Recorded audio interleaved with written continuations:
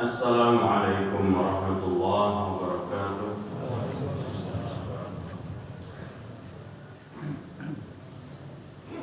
Innal hamdalillah nahmaduhu wa nasta'inuhu wa nastaghfiruh wa na'udzu billahi min shururi anfusina wa sayyiati a'malina. May yahdihillahu fala mudilla lahu wa may yudlil fala hadiya lahu. Asyhadu an la ilaha illallah wahdahu la syarika lahu wa asyhadu anna Muhammadan abduhu wa rasuluh. Ya ayyuhalladzina amanu taqullaha haqqa tuqatih wa la tamutunna illa wa antum muslimun. Ya ayyuhan nasu taqu rabbakum alladzi khalaqakum min nafsin wahidah wa khalaqa minha zawjaha wa bassa minhuma rijalan katsiran wa nisaa'a wattaqullaha alladzi tasaaluna bihi wal arham innallaha kana 'alaikum raqiba. فإن أصدق الحديث كتاب الله وخير الهدى هدى محمد صلى الله عليه وسلم وشر الأمور محدثاتها وكل محدثات بدعة وكل بدعة ضلالة وكل ضلالة في النار. Bapak Ibu rahimakumullah, kita bersyukur kepada Allah Subhanahu wa taala pada pagi hari ini, subuh Senin tanggal 18 ya. Tanggal 18 bulan Rabiul Awal 1443 Hijriah, bertepatan dengan tanggal 25 ya, 25 Oktober 2021. Alhamdulillah kita semuanya sehat walafiat dan kita bersyukur kepada Allah. Mudah-mudahan Allah menerima amal ibadah kita, salat kita, saum kita, apapun segala bentuk amal ibadah kita. Mudah-mudahan Allah mengampuni segala dosa dan kesalahan kita. Bapak-bapak Ibu rahimakumullah, kajian malam tadi di Masjid Al-Munawwar, Ahmad Dahlan ya. Kajian malam tadi di Masjid Ahmad Dahlan, kita berbicara tentang orang-orang yang sholat tapi sholatnya ditolak oleh Allah Subhanahu wa taala. Namun kada sholat itu kada dengan diterima. Ini sholat tapi sholatnya ditolak oleh Allah Subhanahu wa taala. Dalam penjelasan hadis Rasulullah Shallallahu Alaihi Wasallam yang banyak sekali sampai kepada kita, dalam penjelasan kitab-kitab Allah di dalam Al-Quran yang juga sampai kepada kita, ada beberapa golongan manusia yang nilai sholatnya dihapus oleh Allah. Ibadah sholatnya kada diterima sekalipun dia sudah gugur kewajibannya sudah gugur tapi kada diterima. Oh, ini kerugian yang luar biasa, Pak. Kita tidak ingin apa yang kita lakukan itu pada bernilai di sisi Allah Ta'ala. Makanya kita mencari dan menggali dari sekian banyak hadis supaya ibadah kita itu apa? Bernilai, kita terima di sisi Allah Ta'ala. Di antara orang yang tidak diterima ibadah sholatnya, terakhir ada malam tadi, uququl walidaini, itu orang yang mendurhakai kedua orang tuanya. Pertama orang syirik yang sudah kita bahas. Yang kedua orang mendurhaka kepada kedua orang tua. Dan yang ketiga orang yang mengolok-olok Allah, mengolok-olok Rasul, mengolok-olok Al-Quran dan mengolok-olok Islam. Jadi kita jangan diolok-olok, ini berbahaya iman kita, berbahaya ibadah kita. Orang yang durhaka kepada kedua orang tua, bukan sholatnya aja yang ditolak, tapi seluruh ibadah. Sudah menceritakan dalam hadis yang sahih, seorang laki-laki berkata di hadapan Nabi Muhammad SAW, "Syahidtu an la ilaha illallah wa anna Muhammadan Rasulullah wa shallaitu khamsa wa addaitu zakata ma'i wa sumtu syahri Ramadan." Wahai Rasul, saya sudah bersyahadat dengan baik. Syahadat dengan baik itu bukan ucapan. Kesahan syahadat itu diucapkan, dibenarkan dengan hati. Jadi antara ucapan dan hati itu seirama. Aku sudah mengucapkan syahadat tapi hatiku kada beriman. Ini namanya Munafik kan gitu. Aku di hati aja beriman tapi kadang dia ucapkan, ini kan diterima oleh Allah Subhanahu wa taala. Jadi antara ucapan dan hati itu sama. Hati itu sama. Mulut kita mengucapkan, kemudian hati kita membenarkan. Maka pada saat Amr bin As radhiyallahu anhu, sahabat Nabi yang sangat Nabi cintai itu, hendak masuk Islam, dia berjanji kepada Nabi, ya Rasul, hari ini ulun berbaiat masuk Islam, tapi ada perjanjian. Ini penelitian bagus itu. Apa kata Rasul perjanjian? Dosa ulun yang terdahulu sebelum masuk Islam itu kayak apa? Dosa di waktu kafir kayak apa? Kemudian masuk Islam, apakah itu nanti akan memberatkan di yaumil qiyamah pada hari pembalasan? Ala a'lamu anna Islam yahdimu kana qabla. Tadi sudah saya ngomong hari. Wahai Anas, kada tahu, wahai Amar, kada tahu bahwa sesungguhnya Islam itu menghapus dosa-dosa yang telah. 65 tahun umur masuk Islam. Kada ada kisah lagi yang digawe sebelum masuk Islam. Maka diampuni seluruh dosa-dosa masa lalu. Kemudian salah seorang sahabat yang bernama Hakim bertanya lagi kepada Nabi Muhammad SAW, ya Rasul, saya dalam Islam hari ini melakukan apa yang Nabi anjurkan, berbagi, menyantuni, fakir miskin, memberi sesama, meringankan beban orang lain. Ternyata wahai Rasul, ini juga saya lakukan sebelum Islam. Sebelum Islam 3 video, penyantun, memberi makan, dia lakukan. Bagaimana tentang amal saya masa lalu? Tak amal saya masa lalu. Hari ini yakin dicatat amalnya setelah Islam. Maka Nabi katakan, amalmu di waktu kamu belum Islam menjadikan investasi akhiratmu yang luar biasa. Artinya ibadah yang dilakukan sebelum Islam kemudian masuk Islam dicatat oleh Allah SWT. Tapi bagaimana hubungannya dengan ayat Allah? Fala nuqimu lahum yaumal qiyamati wazna, surah Al-Kahfi. Allah tidak mencatat sedikit pun ibadah orang kafir itu. Jadi orang kafir itu apapun bentuk ibadahnya, kada dicatat oleh Allah Subhanahu wa taala. Bagaimana hubungannya dengan hadis ini? Berbeda. Nabi katakan amalmu masa lalu di waktu kamu belum Islam, kemudian kamu masuk Islam, dicatat oleh Allah Ta'ala. Tapi amalmu masa lalu tidak dicatat sedikit pun, karenanya mati dalam keadaan kekafiran. Ini artinya Islam itu. Al-Islam yahdimu ma kana qabla, mengampuni dosa yang telah lalu. Jemaah rahimakumullah. Sehingga sahabat tadi berkata, syahidtu an la ilaha illallah wa annaka rasulullah. Hamba bersaksi wahai Rasul tiada Tuhan melainkan Allah dan engkau adalah utusan Allah. Wa shallaitul khamsah, hamba salat 5 waktu. Saya salat 5 waktu wahai Rasul. Wa adaitu zakata mali, tiap tahun saya tunaikan zakat hartaku wahai Rasul. Wa sumtu Ramadan, dan tiap tahun saya berpuasa Ramadan. Maka Nabi potong. Dia ingin meneruskan pembicaraannya setelah itu, tapi Nabi potong sampai di sana. Maka Nabi berkata, "Maka ala hadza kana ma'an nabiyyin wasiddiqin wasyuhada wassalihin yaumul qiyamah." Jika kamu mati pada saat kamu melakukan berbagai macam syahadatnya baik, salat 5 waktu baik, zakat ditunaikan, kemudian puasa Ramadan 4 macam, maka kamu akan dibangkitkan bersama para nabi-nabi. Artinya masuk surga. Maka dibangkitkan bersama para nabi-nabi, para siddiqin, para syuhada pada yaumul qiyamah. Hakada. Maka Nabi mengacungkan 2 jarinya. Seperti ini nah. Ikam parahnya lawan para nabi-nabi.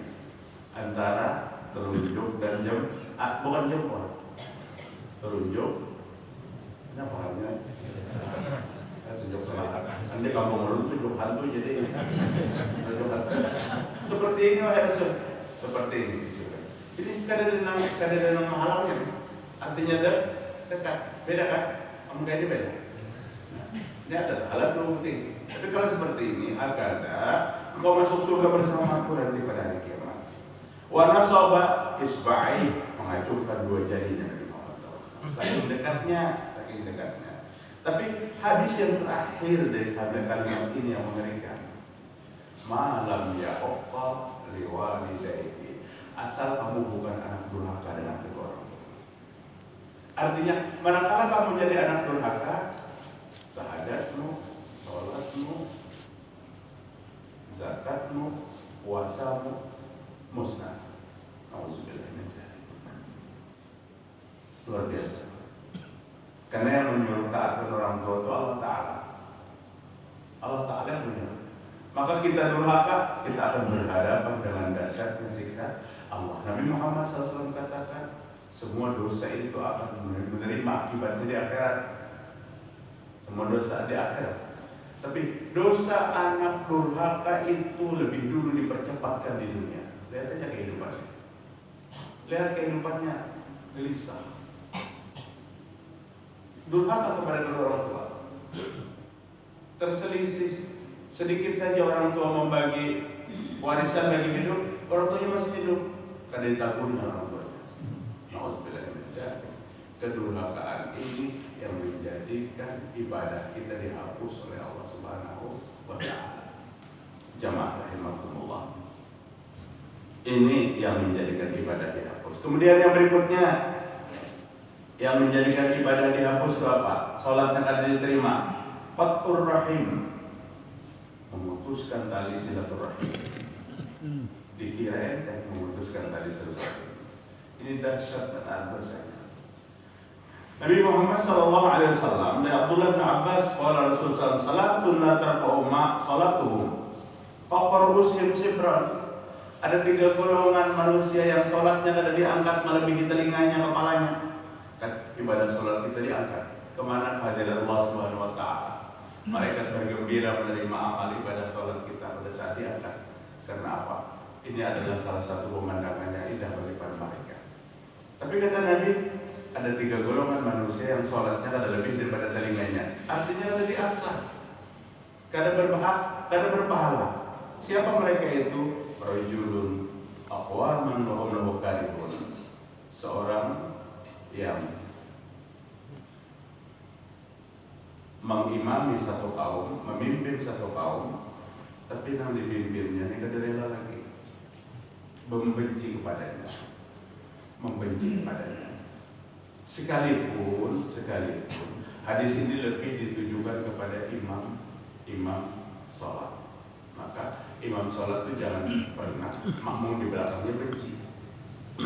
Artinya imam sholat bukan mahir membaca Al-Quran saja. Imam sholat bukan mengerti tata cara sholat saja. Imam sholat harus menampilkan satu penampilan yang makmumnya kada pernah jengkel kepadanya. Perilaku ini termasuk akhlakul karimah. Maka di waktu pembekalan imam-imam muda kemarin di Al-Jihad, kebetulan ulun diberi bimbingan tentang akhlak. Ujar ulun tolong, karena imamnya ini pemuda-pemuda, remaja-remaja, Al-Quran dia hafal. Imam tolong jangan mencucuk pentol berdiri. Karena akhlak. Akhirnya makmum kebantar, sidin itu bagusnya jadi imam makan pentol berdiri. Mohon maaf, penjual pentol halal. Tapi rumah hendak halalan thayyibah berberkah, bawakan kursi. Bawa kursi. Anda di sekeliling pentolnya. Dia itu kursi yang ada di hadapan. Jadi timbang mencucuk pentol, dulu. Ini kan melarang keluar pentolnya. Tapi murahnya, akhlaknya ini yang dituntut. Sehingga tidak ada komentar imam kita mencucuk pentol. Capuk sendiri. Bapak-bapak hadirin rahimakumullah. Kami pernah menemui seseorang menukar pentol. Kemudian remaja setelah melihat potongannya, kan mengira itu adabnya bagus banget. Cucuknya pentolnya. Tukang pentol kan menyiapkan kursi kan. Duduk dulunya makan pentol. Rupanya masih lapar. Habis pentol, berdiri pulang, cucuk pulang. Duduk pulang, dia makan pentol. Artinya apa? Bagus ini. Jadi bagus. Tukang jual pentol halal.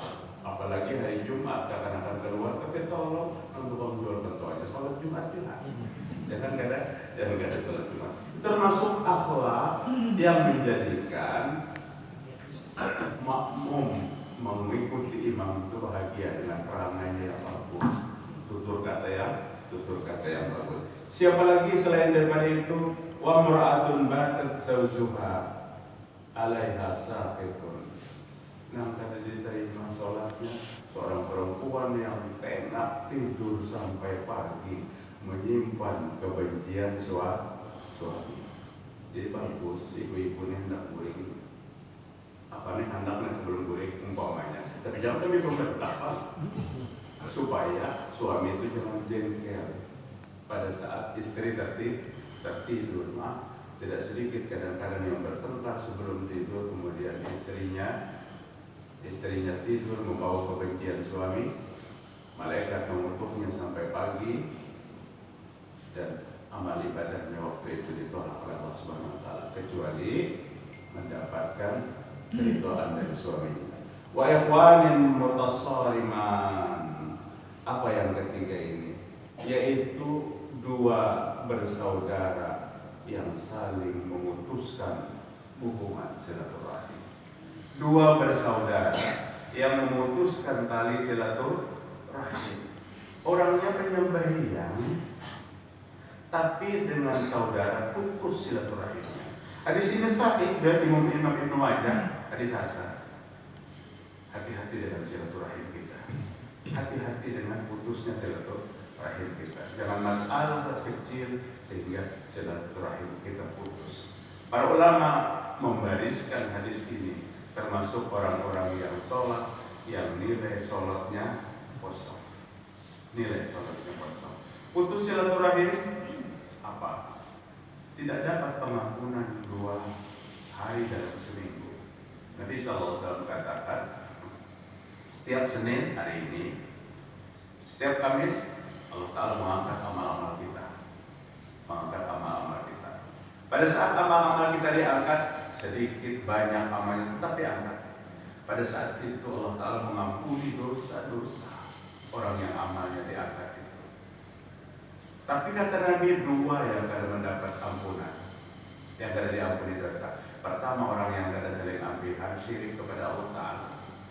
Dan yang kedua, orang yang memutuskan tali silaturahim. Apalagi dalam hadis ini, ikhwanin mutasaliman, putus hubungannya bersaudara. Bersaudara itu lahir dalam rahim yang sama. Biar dilembutkan hati kita. Ada perselisihan sedikit, jangan berkepanjangan karena menyangkut nasib kita di akhirat. Wa Nabi Umamah taqala Rasulullah SAW, salatun la tuzawijuhum salatuhum azanuhum. Ada 3 golongan yang sholatnya ada pernah dibalas, padahal dia ibadahnya kuat, tapi kada dibalas. Tidak melebihi diangkat dari telinganya ibadah sholatnya. Artinya sampai dengan Allah Ta'ala. Al-Abdul Abid At-Tirji, seorang budak hamba sahaya yang melarikan diri dari tuannya. Budak hamba sahaya. Hari ini kan ada lagi perbudakan. Dulu manusia menjadi budak. Ada segolongan manusia yang dijual belikan. Nah, dia wajib taat kepada tuannya karena dia dibeli. Kecuali setelah itu dimerdekakan oleh Nabi Muhammad SAW. Dimerdekakan oleh seseorang. Seperti siapa? Sauban bin Bujdat, seorang budak dari Yaman, dimerdekakan oleh Nabi. Akhirnya dia bekerja dengan Nabi, berkhidmat kepada Nabi. Tapi statusnya bukan budak, statusnya orang merdeka.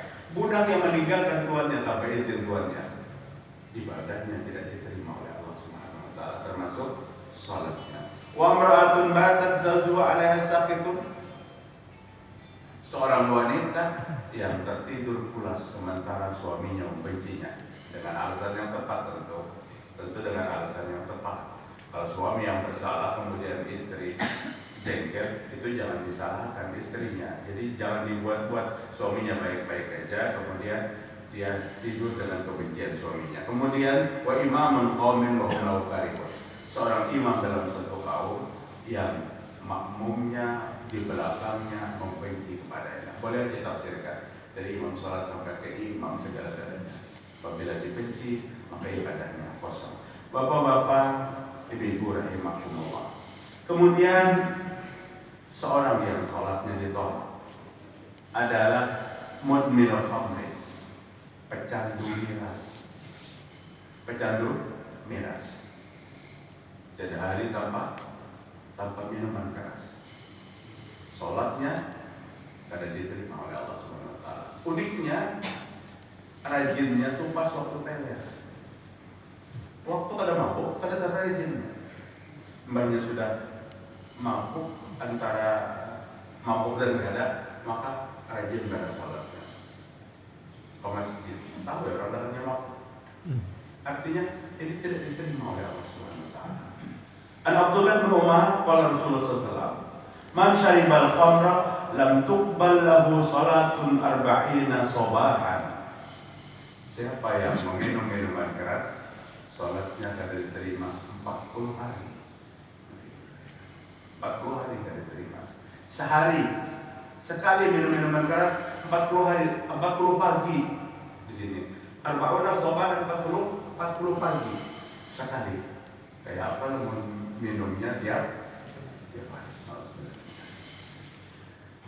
Lam tuqbal lahu arba'ina sabahan fa in taba taballahu alaihi. Ini pemurahnya Allah Ta'ala. Jika dia bertaubat dari perbuatan itu, maka Allah menerima taubatnya. Taubat asalnya apa? Taubat itu menyesal, minta ampun, kada mau lagi lagi. Fa in ada lam tuqbal lahu salatu arba'ina sabahan. Jika bergulir pulang, bapak taubat seminggu-minggu sampai bergulir pulang, apakah diterima lagi 40 hari? Fa in taba Allah alaihi. Jika taubat diterima pulang taubat. Coba bayangkan, Pak. Jika ada Allah Ta'ala, siapa yang dulu kayak gitu. Taubat bergulir. Tapi tetap diampuni oleh Allah Subhanahu Wa Taala. Fa in ada rabi'ah. Apabila kembali yang keempat. Jadi miras, taubat. Diterima taubatnya. Miras, taubat. Diterima. Jadi 3 kali boleh masih diterima. Baik ada rabi'ah, jika kembali yang keempat, lam yuqbal lahu salatun arba'ina sabahan. Maka salatnya akan diterima 40 hari. Fa in taba, jika bergulir pulang hendak taubat setelah 4 kali, lam yatubullah alaihi. Allah kada menerima lagi taubatnya. Kada diterima lagi taubatnya oleh Allah Subhanahu Wa Taala. Wasaqahu fi ahlil qubal. Dan dia akan meminum air di neraka yang mengalir dari Nahril Hubal, sungai Hubal namanya. Qila ya Aba Abdurrahman, wa ma Nahrul Hubal? Ada seseorang bertanya, wahai Abdullah bin Amr bin As, Abu Abdurrahman, apa itu sungai Hubal itu apa? Kemudian Abdullah bin Amr menjelaskan pada saat dia mendengar Nabi Muhammad SAW, qala nahrun min sadidin ahlun nar. Sungai Hubal itu adalah airnya dari darah dan nanah penghuni neraka. Jadi air sungai itu dari darah dan nanah penghuni neraka. Itu yang diminumkan kepada pecandu miras yang gawiannya sampai mati. Nauzubillah min dzalik. Maka Islam itu melarang, Pak. Luar biasa Islam melarang tentang itu. Kemudian yang berikutnya, orang yang tidak diterima sholatnya adalah orang yang ata'arrafan, ketujuh mengunjungi rumah dukun. Ketujuh lawan dukun. An Sofiyah radhiyallahu anha qala Rasulullah SAW. Dari Sofiyah radhiyallahu anha. Sofiyah ini istri Nabi. Sofiyah berkata, aku mendengar Rasulullah SAW bersabda. Aku mendengar suamiku berkata, apa kata Nabi? Man ata'arrafan fas'alahu an syai'in lam tuqbal lahu salatun arba'ina laylah. Hadis sahih diriwayatkan Imam Muslim. Siapa yang mendatangi dukun, kemudian fas'alahu syai'in, bertanya kepada dukun tentang sesuatu pasti itu. Kalau mendatangi dukun itu hendak bertakun. Bertakun nang apa? Nang kada tahunya orang lain. Daripada akan dukun mengerti yang gaib. Sampai ke sana bertakun. Apa yang bertakun akan? Oh mbak, biasanya kan bertakun panggilannya. Oh mbak, berlian kami nang hilang itu di mana? Yang lain, nang ampunnya aja nggak tahu. Di mana hilangnya? Mbak dukun kira-kira tahu. Jalan mbak dukun. Bapak melihat di dalam cangkir. Cangkir dibuat di Jawa itu. Lihat di dalam cangkir. Kira kalau orang dengan duit sama mengarut itu. Padahal di bawah cangkir itu diandaki dukun botol. Panjang rambut orang. Ini dukun tetangga kami yang panjang rambut. Iya, bahaya sirik dulu guys. Bahaya sirik luar biasa. Menzolimi orang lain dengan orang. Akhirnya apa? Buram, gambar pendapatnya banyak, tapi jelas ada. Ini nah, gambarnya nak kurang, tapi jangkut nak ulun, mbak ya. Siapa datang kepada dukun bertanya tentang sesuatu 40 hari sholatnya diterima oleh Allah Subhanahu wa Ta'ala. Ya ada musibah, kehilangan, mungkin ada hikmah di balik itu. Jangan kita kehilangan kendali. Jangan datang mencari jasa-jasa orang-orang yang tidak dibenarkan dalam Islam. Waqala An-Nawawi, berkata Imam An-Nawawi, maksud solatnya tidak diterima itu adalah solatnya tidak berpahala. Kada bernilai solatnya itu tadi. Imam Nawawi mengatakan solatnya tidak berpahala. Mayoritas ulama Imam Syafi'i berpendapat mereka tidak wajib mengulangi solatnya. Tuntung sholat, datang ke dukun, tidak wajib mengulangi sholatnya. Sholatnya tidak bakal dihukumkan, tetapi mereka tidak mendapat pahalanya dan mereka wajib bertaubat kepada Allah Subhanahu wa Ta'ala.